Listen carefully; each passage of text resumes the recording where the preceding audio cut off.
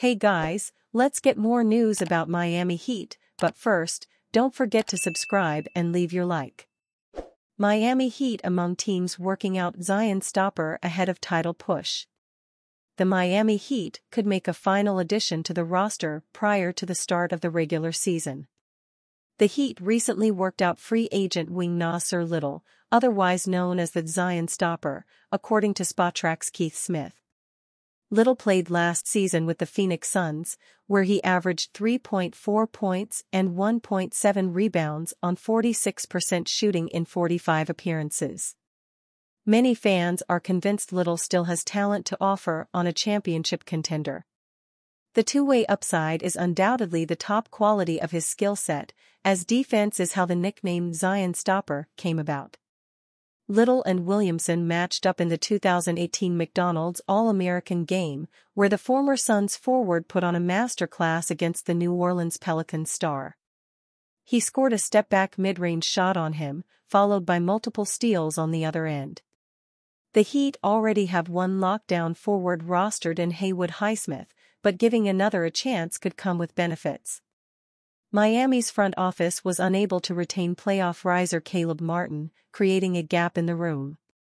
While sophomore Jamie Jaquez Jr. is eager to take a leap in an increased role, the 6'5", 24-year-old offers an established two-way ability.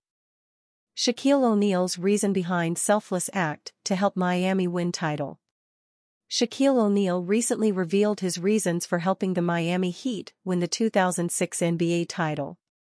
Back in 2004, the Los Angeles Lakers decided to keep Kobe Bryant and part ways with O'Neal by trading him to Miami. Despite the big man's efforts to help the Lakers achieve a three-peat, it was Bryant who the organization felt they should proceed with. Given these factors, it fueled Shaq to prove to his former team that he didn't need them to achieve success. LeBron's secret agreement with Lakers. In a recent episode of the OG show, O'Neal spilled the truth about how Pat Riley formed a championship-winning team. Apparently, Riley gave Shaq a couple of options to keep him happy to play for Miami. Either the Big Diesel would receive a $120 million contract, or he would take less money for the team to be able to acquire the necessary pieces to help them win a title. While Shaq could have taken the money, his desire to win one more ring before Bryant was stronger. Pat Riley came in and he said, "Shaq, I love you. I can give you the whole $120 million, and we can have nobody, or I can give you $100 million. Get Udonis Haslem some more money. I can bring in James Posey. I can bring in Gary Payton. I can bring in all them guys," O'Neal said. "And I was like, you know what, I need to win. I gotta win one before Kobe Bryant get one. So yeah, K it. I got enough money, I got the biggest house, I'll do it, and that's what I did. So for me, it's not about money, it's about maximizing your potential. If you got the ability to do more, I'm always trying to do more." Back in 2006, Shaquille O'Neal helped a young Dwayne Wade win his first NBA title, which also marked the big man's fourth title reign in the NBA. While Wade was named the 2006 NBA Finals MVP, there's no denying that Shaq played a prominent role in their path to winning the championship. It was clear that the Big Diesel took a step back from the spotlight. But it didn't mean that he no longer put an effort to help his team win. Throughout the 2005 to 2006 regular season, O'Neal averaged 20.0 points, 9.2 rebounds, and 1.8 blocks per game. His numbers weren't too far off from Wade's 27.2 points, 6.7 assists, 5.7 rebounds, and 1.9 steals per game. The duo of Shaq and Wade helped the Heat secure the second seed in the 2006 NBA playoffs with a 52-30 record. Ultimately, it was Wade who put on a remarkable performance in the NBA Finals, averaging 34.7 points, 7.8 rebounds, and 3.8 assists in 6 games against the Dallas Mavericks. But if it wasn't for O'Neal supporting the Flash and taking a pay cut to acquire the necessary talent to help them win, Miami's story could have ended differently that season. Heat named Best Spot for Disgruntled NBA All-Star. The Miami Heat have been named the best spot to land Pelicans All-Star Brandon Ingram, per an article from Bleacher Report's Andy Bailey. In an article published on September 16, Bailey argued that Ingram would be the ideal replacement for Jimmy Butler, who is widely expected to test free agency in 2025.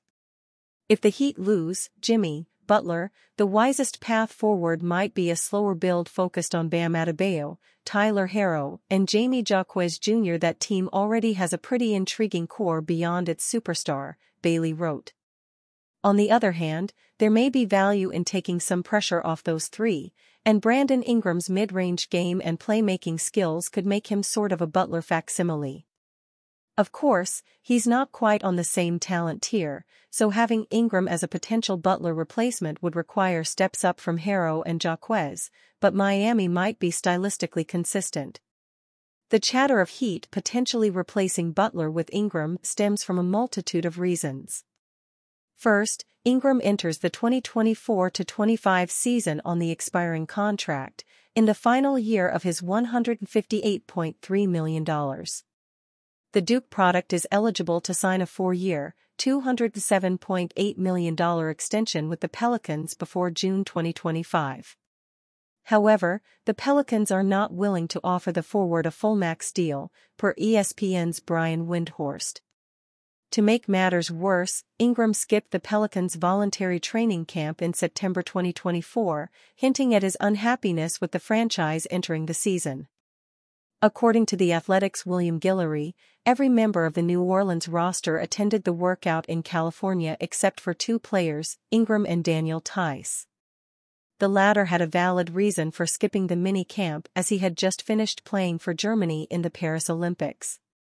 Ingram's decision to skip the camp shocked everyone in the Pelicans organization as he was the one who organized the voluntary event, per The Athletic.